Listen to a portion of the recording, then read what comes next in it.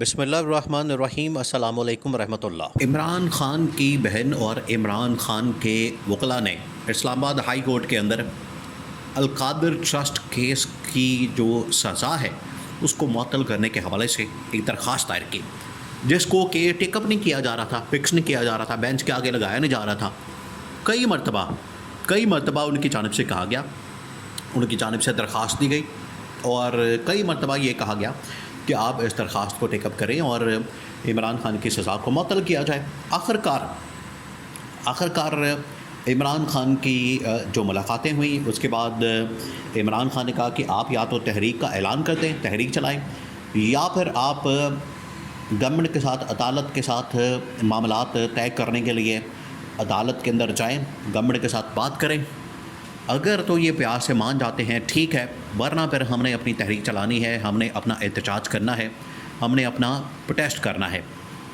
جیسے ہی عمران خان کی جانب سے یہ دھمکی دی گئی، عمران خان کی جانب سے یہ بات کی گئی، تو لگتا ہے کہ تھوڑا سا معاملہ ٹریک کے اوپر آیا ہے، اور اب اس درخواست کو باقاعدہ طور پر اسلام آباد ہائی کورٹ کے اندر چیف جسٹس آف پاکستان کی جانب سے، جو اسلام آباد ہائی کورٹ کے چیف جسٹس ہیں، ان کی جانب سے یہ دہانی کروائی گئی کہ اب ہم اس کو 5 جون کو، یعنی عید سے 2 دن پہلے، عید آ رہی ہے 7 جون کو، عید سے 2 دن پہلے اس کو ٹیک اپ کرنے کا فیصلہ کیا گیا۔ اب معاملہ کیا ہے؟ معاملہ اصل میں یہ ہے کہ اسلام آباد ہائی کورٹ کے جو چیف جسٹس ہیں، جسٹس سرفراز ڈوگر، ان کو اصل میں لایا گیا یہ 26ویں آئینی ترمیم پاس ہونے کے بعد۔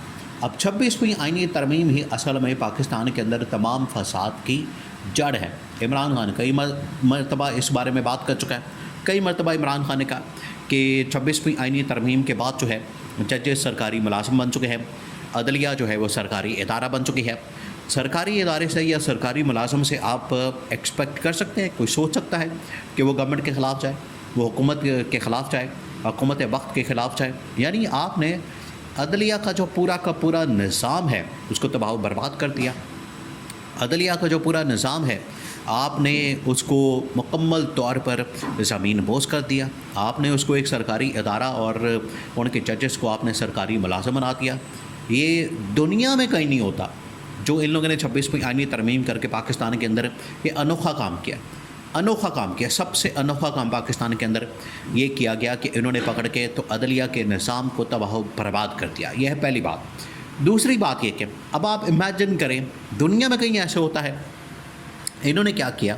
انہوں نے اپنی مرضی کا ایک chief justice Lahore high court سے لیا، ایک جج کو لیا، بڑا جونیئر لیول کا، 15 میں سے 20ویں نمبر کا، اس کو پکڑ کے اسلام آباد ہائی کورٹ کے اندر لائے، اس کو نمبر 1 پوزیشن کے اوپر لے کر آئے اور اس کو چیف جسٹس بنا دیا۔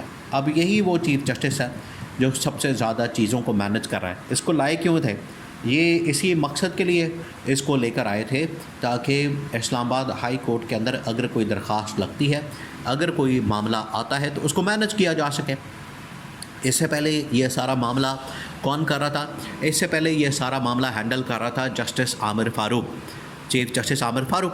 اب اس کی جو واضح طور پر نظر آ چکی ہے کہ وہ کس قدر رجحان رکھتا تھا نون لیگ کی طرف یا اسٹیبلشمنٹ کی طرف، اور اس کی تصویریں، اس کی ویڈیوز، اس کی فوٹیج نواز شریف کے ساتھ ملاقاتوں کی، وہ اب منظر عام پر آ چکے ہیں۔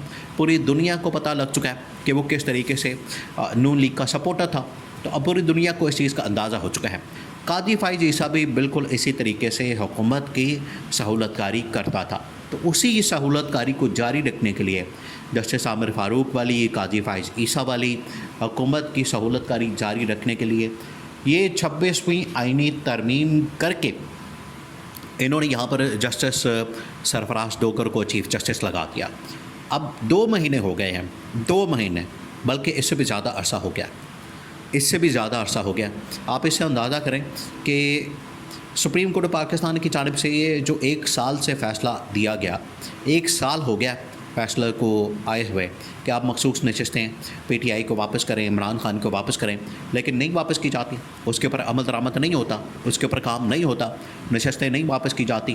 تو آج نون لیگ اور پیپلز پارٹی نے درخواستیں دائر کی تو ان کو ٹھک کر کے ٹیک اپ کر لیا گیا، اور عمران خان کی درخواستیں کئی سال سے پڑی ہوئی ہیں، सुप्रीम कोर्ट के अंदर भी, इस्लामाबाद हाई कोर्ट के अंदर भी उनको टेकअप नहीं किया जाता।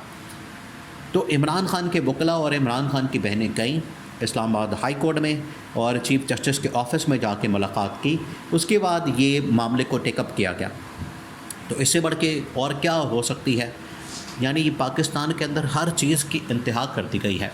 यहाँ पर इंसानी हकूक़ की धज्जियाँ उड़ाई जाती हैं, यहाँ पर अदालतों की और अदलिया के निज़ाम की धज्जियाँ उड़ाई जाती हैं, उसको तबाह बर्बाद कर दिया गया है।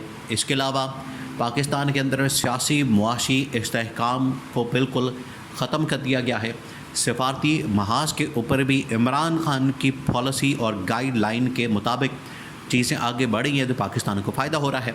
तो ये वो तमाम चीज़ें हैं जो कि करने वाली हैं, जिसके ऊपर हुकूमत बिल्कुल तवज्जो नहीं देती। ये इस तरफ अपने कारस्तानियों के अंदर मसरूफ़ हैं। जंग जीतने के बाद इनको लगता है कि इन्होंने सारी दुनिया फ़तह कर ली है। इन्होंने जिस तरह से अमेरिका फ़तह कर लिया है और अमेरिका फ़तह करने के बाद अमेरिकी इकॉनमी या अमेरिकी ख़जाने को फ़तह कर लिया है। अब इनके पास अरबों खरबों डॉलर्स आ गए हैं और अब ज़िंदगी इनकी बड़ी पुरसकून हो गई है। ऐसा नहीं है। आपने वक्ती तौर पर एक जंग जीत ली, बड़ी अच्छी बात है, कौम उसके ऊपर, पाकिस्तान की फ़ौज के ऊपर फ़ख्र करती है, लेकिन अब आपने आगे भी तो मामला चलाने हैं। इसी तरह की कामयाबी आपको चाहिए सियासी मुआशी इस्तेहकाम लाने में। यही कामयाबी कि महंगाई को ख़त्म किया जाए, ये है असल कामयाबी। आवाम को रिलीफ दिया जाए, अदलिया के निज़ाम को ठीक किया जाए, ये है असल कामयाबी, ये है असल फ़तह, ये होगा असल फ़तह का दिन, ये होगा असल कामयाबी का दिन। तो ये भी तो करना चाहिए, ये इसके ऊपर भी तो फोकस और तवज्जो करनी चाहिए। तो 26वीं आईनी तरमीम के नतीजे में अब 5 जून को ये लग गया है केस। अब 2 सूरतें बन सकती हैं। एक तो ये है कि उस दिन मेरिट के ऊपर केस को सुना जाए, मेरिट के ऊपर केस को सुनते हुए तो इमरान खान को फौरी तौर पर रिलीफ दिया जाए, इमरान खान को छोड़ दिया जाए, इमरान खान को रिहा कर दिया जाए। दूसरा ये हो सकता है कि जजेस की जानिब से ये कहा जाए या नायब की जानिब से या फिर हुकूमत की जानिब से ये कहा जाए कि हम अभी तैयारी करना चाहते हैं, हमें मज़ीद वक्त दिया जाए।